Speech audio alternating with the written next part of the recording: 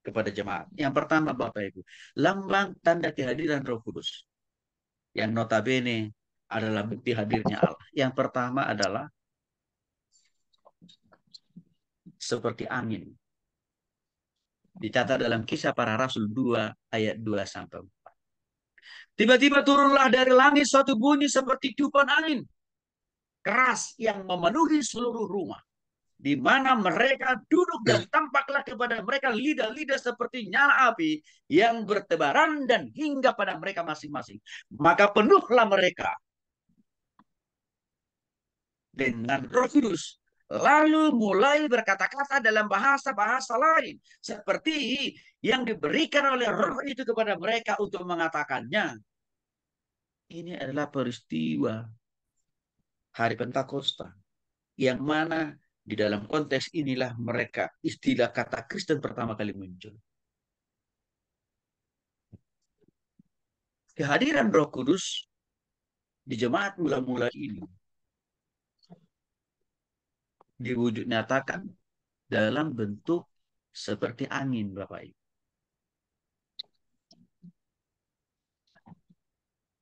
Dalam bahasa Ibrani atau Yunani, angin itu sama dengan napas. Baik dalam bahasa Ibrani dan Yunani, angin itu sama dengan napas atau sama dengan juga roh, yang artinya Roh Kudus. Baik dalam perspektif bahasa Yunani, Perjanjian Baru, dan juga bahasa Ibrani PL. Angin sama dengan napas, angin itu sama dengan Roh Kudus. Itu yang dialami oleh jemaat mula-mula di Kisah Para Rasul 2 ayat 2 sampai 4. Bentuk kehadiran Roh Kudus itu waktu itu di mereka diumpamakan seperti tiupan angin yang keras yang memenuhi seluruh hidup mereka. Sehingga langsung kelihatanlah kehadiran Roh Kudus di dalam diri orang-orang percaya itu, ya, juga seperti nyala api yang bertebaran. Maka kelihatanlah di situ mereka penuh dengan kuasa Roh Kudus dan diaktualisasikan dengan perkataan-perkataan atau bahasa-bahasa lain yang tidak pernah mereka pelajari, yang tidak pernah mereka pakai. Tiba-tiba mereka bisa memahami dan memakai bahasa setempat orang-orang yang datang pada waktu itu. Oke, tapi hati-hati juga. Jangan langsung kita simpulkan. Berarti angin juga selalu sama serta-merta dengan Roh Kudus. Tidak, Bapak Ibu. Jangan salah ya. Jangan salah juga itu. Dalam konteks Kisah Rasul 2, salah satu alat yang dipakai oleh Tuhan untuk menunjukkan eksistensinya adalah seperti angin. Itu nyata. Tapi tidak berarti angin itu sama dengan Roh Kudus. Enggak. Jangan salah ya. Jangan sampai salah itu. Ya, karena jemaat kita hari ini kritis. Ya, sedikit kita salah, udah langsung tersiar di seluruh pelosok dunia ini. Karena semua sekarang orang bisa punya buat TV sendiri dan bisa menjadi wartawan sendiri tanpa perlu ada editor atau editing. Maka sekarang ini Bapak Ibu coba kita lihat khotbah-khotbah hamba Tuhan yang dulu-dulu direkam, sekarang diplesetin kan, dipotong lah, dikomentari lah. Bahkan komentarnya kalau kira lebih mas bagus, tapi kan makin menyesatkan orang. Oke, itu yang pertama. Yang kedua, lambang atau tanda kehadiran Roh Kudus juga diibaratkan seperti api. Kisah Para Rasul 2 ayat 3. Ayatnya ada di atas tadi saya sudah baca. Tapi nggak apa-apa saya baca lagi. Dan tampaklah kepada mereka lidah-lidah seperti nyala api yang bertebaran dan hingga pada mereka. Jadi Bapak Ibu, salah satu ya lambang kedua, bukti kehadiran Allah Roh Kudus itu dilambangkan dengan seperti api. Oke, apa maksudnya di sini? Kita tahu bahwa api itu kan dahsyat, bisa membakar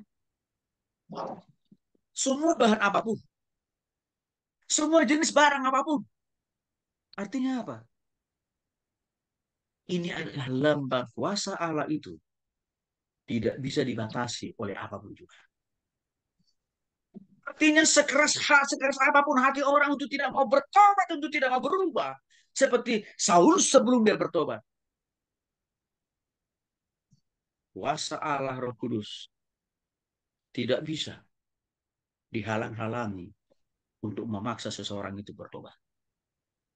Itu adalah makna dari api kan sebenarnya. Yang punya kuasa, punya dampak yang besar. Sehingga sekali bersaulus, pembantai orang Kristen pun juga dipaksa Roh Kudus bertobat.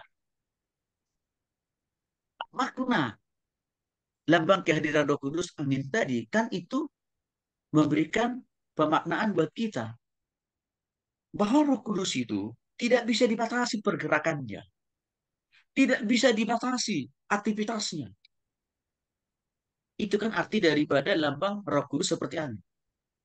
Kuasa Roh Kudus, penglihatan Roh Kudus atau Allah itu tidak bisa dibatasi oleh ruang waktu dan tempat, Bapak Ibu. Yang ketiga, lambang kehadiran Roh Kudus itu diumpamakan seperti air. Yohanes pasal 7 ayat 37 sampai 39.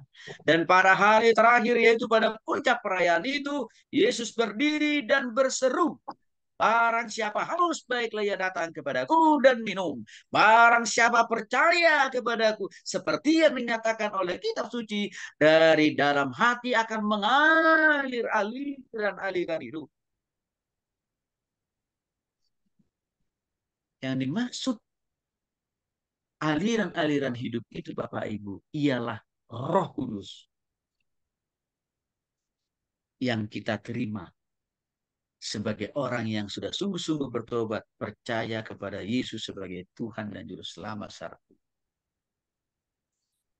apa makna lambang kehadiran Roh Kudus yang dibaratkan seperti ayat? Maknanya adalah Roh Kudus itu mengklirkan, membersihkan, menyucikan kita total. Dari dosa turunan Adam dan Hawa, dan juga dari dosa turunan orang tua kita, ke kita. Dikelirkan, dibersihkan, disucikan, diputuskan melalui Roh Kudus. Maka Bapak Ibu, kalau orang tidak percaya kepada Roh Kudus, gak mungkin hidup orang itu bisa bertobat, apalagi berubah. No. Maka kalau kita melihat masih banyak orang Kristen tidak menunjukkan bukti-bukti nyata kehidupan yang bertobat dan berubah, apalagi hamba Tuhan. Gampang jawabannya. Gak jawabannya apa? Ya karena memang orang ini belum bertobat. Sehingga apa? Roh Kudus tidak ada dalam hidupnya. Hati-hati juga Bapak Ibu. Kalau hidup kita tidak menunjukkan bukti buah pertobatan yang lebih baik, jangan-jangan kita belum di dalam Tuhan, artinya di dalam saudara. Lalu kehadiran Roh Kudus sebagai bukti hadirnya Allah itu juga bisa dilambangkan seperti minyak. Ibrani pasal 1 ayat 9. Engkau mencintai keadilan dan membenci kefasikan. Sebab itu Allahmu telah mengurapi engkau dengan minyak sebagai tanda kesukaan melebihi teman-teman sekutumu. Apa arti makna lambang kehadiran Roh Kudus itu seperti minyak? Artinya Roh Kudus itu berkuasa, mempersiapkan, meneguhkan, meyakinkan, memakai kita untuk menjadi alat yang efektif dalam melayani Tuhan. Oh, begitulah tradisi dalam perjanjian lama. Sebelum seseorang itu ya diutus menjadi hamba Tuhan, sebelum seseorang itu diutus menjadi para imam, mereka harus dioleskan dulu dengan yang namanya, dioleskan atau dipercik dengan namanya minyak, Bapak Ibu. Di dalam perjanjian baru, itu yang menyebabkan kenapa di PL sangat subur penggunaan tentang minyak. Salah satunya adalah minyak urapan, kan? Karena itu adalah salah satu lambang, tanda kehadiran Roh Kudus di dalam diri seseorang yang akan diutus untuk menjadi hamba Tuhan. Maka dia perlu diolesi dengan pakai minyak. Salah satunya adalah minyak urapan.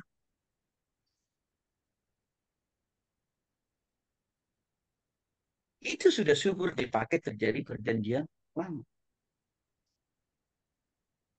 Di perjanjian baru, ada orang bertanya ke saya begini, Pak Pendeta, ada orang yang bilang bahwa sebenarnya minyak urapan itu sudah tidak penting, tidak ada guna, dan tidak boleh lagi dipakai di perjanjian baru. Saya bilang, kelihatannya Pak Pendeta masih perlu belajar Alkitab lebih baik. Saya bilang. Maka saya bilang sama orang itu, tolonglah Bapak titipkan pesan sanjung dia supaya masuk sekolah teologi kami. Saya bilang, jangan lupa Bapak Ibu. Perjanjian baru juga menegaskan kepada kita, kalau ada orang yang sakit, di perjanjian baru loh, oleskanlah minyak. Kan? Artinya begini, perjanjian baru tidak meniadakan, tidak menihilkan, tidak mengalpakan, tidak membuang total pemakaian minyak urapan. Tidak, boleh kok dipakai. Tetapi catatannya, ya boleh kita pahami. Jangan sampai mempertuhankan minyak urapan. Jangan sampai kita menjadikan minyak urapan itu lebih hebat daripada Tuhan. Lebih berkuasa daripada Roh Kudus. Itu sesat itu. Itu salah. Karena minyak urapan itu hanya sarana, hanya alat saja kok. Bahkan dalam konteks yang saya jelaskan ini Bapak Ibu. Kalaupun Roh Kudus itu dilambangkan seperti minyak, tidak berarti semua minyak. Pertalite, Pertamax, apalagi Bapak Ibu. Minyak tanah, minyak makan, dan segala minyak-minyak yang lain. Tidak pasti. Semua itu Roh Kudus. Enggak lah. Jangan sampai salah paham juga ya, Bapak Ibu. Tapi sekarang, banyak juga orang Kristen mudah menafsir apa yang ada di Alkitab itu dengan seenaknya gitu loh. Tidak memahami konteks, tidak memahami dalam hal apa maksudnya pernyataan itu. Jadi sekali lagi, memang Alkitab mencatat Tuhan sendiri pernah mewujudkan kehadirannya itu dalam Roh Kudus seperti minyak.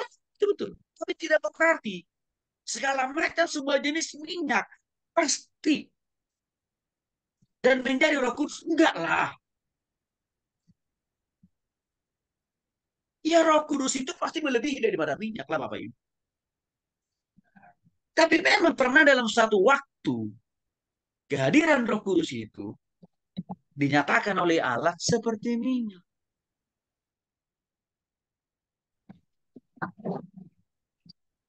Nah ini kita harus pahami nih Bapak Ibu.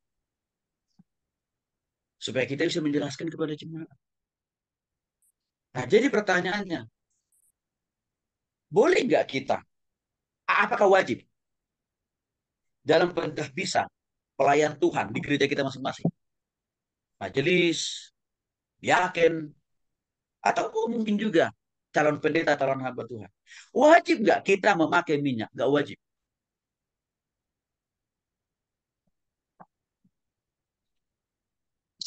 Nggak wajib. Tapi kalau pertanyaannya, boleh nggak? Boleh, tapi nggak wajib. Jadi kalau dalam istilah saudara kita seberang, ada yang sifatnya wajib, ada yang sifatnya sunnah. Sunnah itu boleh dipakai, boleh tidak kan? Gitu. Kira-kira itulah posisi pemakaian minyak urapan.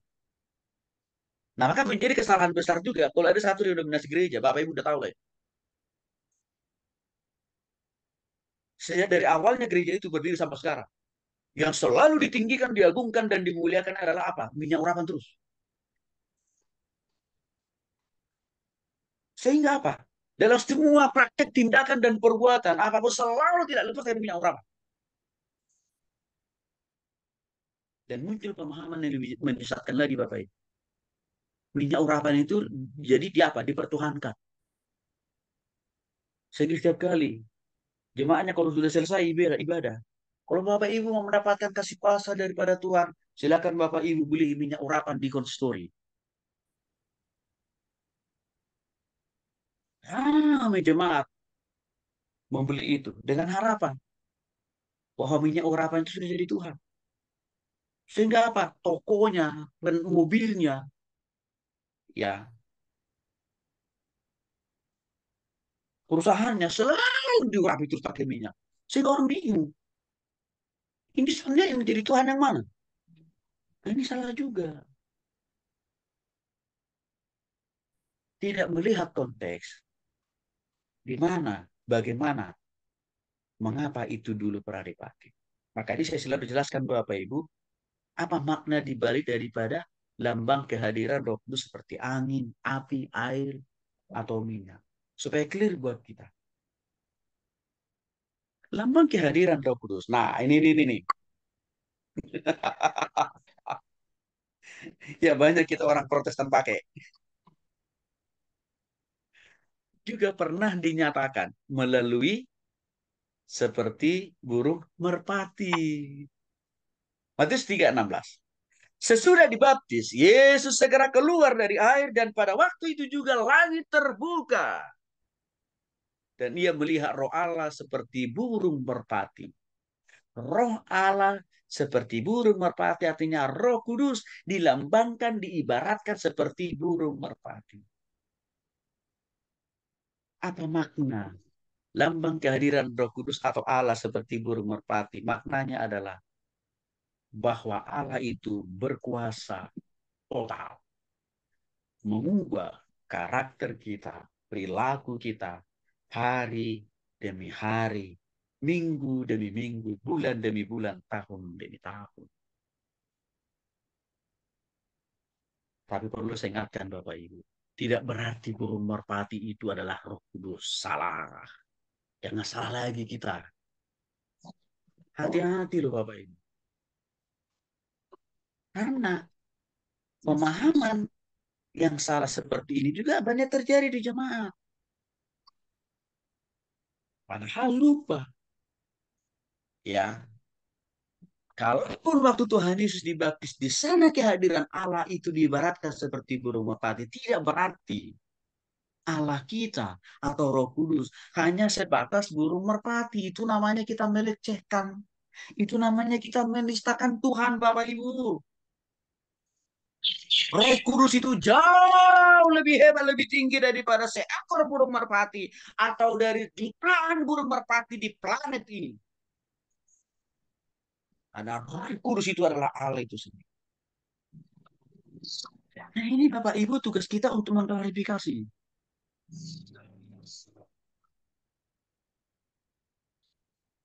Karena seringkali juga di gereja-gereja kita tampilkan gambar sosok burung merpati kan Bapak Ibu. Hati-hati loh itu.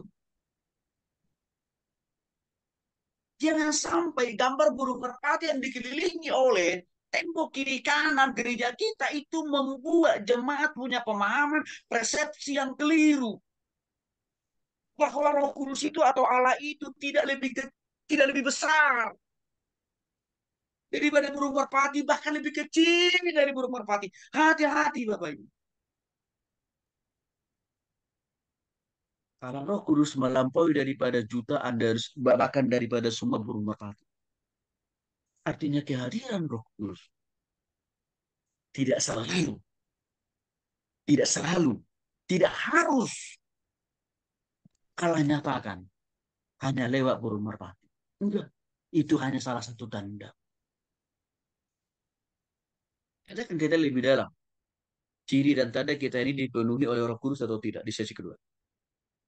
Tapi tolong Bapak Ibu klarifikasi ini, jelaskan ini. Karena saya seringkali mendapatkan pertanyaan, Pak Pendeta, kata pendeta saya, Roh Kudus itu rupanya eh, burung merpati ya. Saya bilang, sejak kapan saya bilang? Ya Pak Pendeta saya bilang, loh, dari mana Pak Pendeta mendapat itu? Karena waktu Tuhan Yesus dibaptis keluar dari air, kan di sana dikatakan bahwa pada waktu itu burung merpati turun ke atas. Aduh, saya bilang, bahaya lagi. Sekali lagi Bapak Ibu, kalaupun Tuhan pakai burung merpati tidak berarti Allah itu di bawah burung merpati. Atau Allah itu hanya sebatas burung merpati. Tidak, itu hanya sebagai lambang. Namanya juga lambang artinya apa? Tanda kan Bapak Ibu. Lambang itu bukan mengibaratkan. Secara asli, secara orisinil. Itu kehadiran Allah langsung. Enggak, namanya lambang. Kenapa Tuhan perlu pakai lambang-lambang ini? Supaya memperjelas bagi manusia tentang kehadirannya. Karena kalau kita tidak dibantu oleh Tuhan, dengan lambang-lambang ini, dengan tanda-tanda ini, susah kita memahami Allah yang berwujud roh itu sendiri. Tapi jangan sampai salah. Kita mempertuhankan, kita menyamakan, kita menduakan, kita menyembah lambang-lambang ini menjadi Tuhan kedua, ketiga, keempat. Tuhan marah. Karena kita katakan, janganlah engkau menyembah Allah lain di hadapanku, kan begitu Bapak Ibu. Ini perlu kita pahami. Supaya jangan sampai salah. Pemahaman umat, pemahaman jemaat. Jadi Bapak Ibu, tugas kita ini orang percaya hamba Tuhan ini besar loh Bapak Ibu. Karena menuntun orang hidupnya di dunia ini sesuai dengan kehendak Tuhan. Dan menuntun orang yang sama juga untuk hidupnya berkenan di hadapan Tuhan di surga. Dokter hanya menuntun pasiennya untuk bisa hidup sehat di dunia ini. Selesai sampai di situ.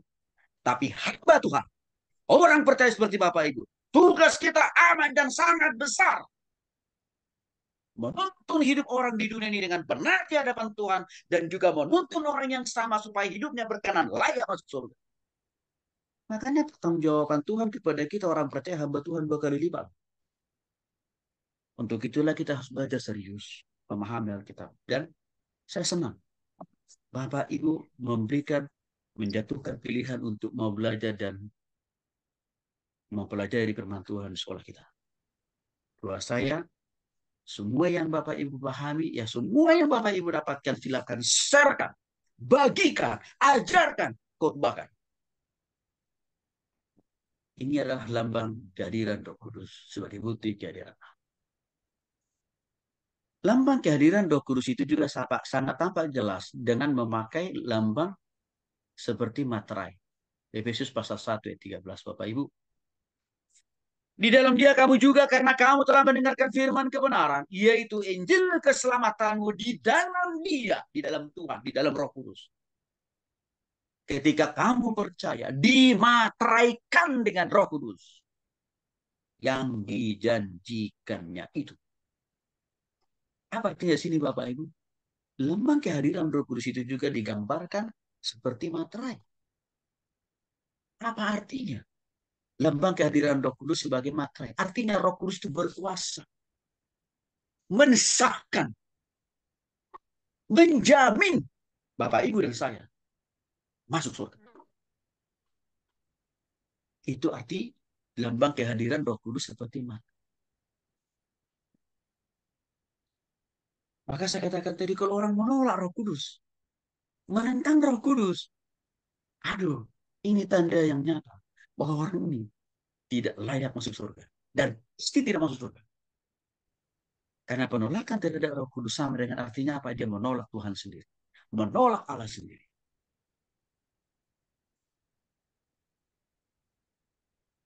Ini lambang dari kehadiran Roh Kudus. Maka Bapak Ibu, waktu kita berdoa, buka hati terima secara pribadi, itu awal mula Roh Kudus ada di hati kita, bukan pada hari Pentakosta. Jangan salah gitu. Saya ulangi sekali lagi. Waktu kita berdoa, mengaku kita orang berdosa, dan kita ambil keputusan bertobat, lalu kita buka hati dan pikiran kita terima Yesus. Itulah awal mulainya. Roh Kudus dimatikan. Roh Kudus hadir. Roh Kudus tinggal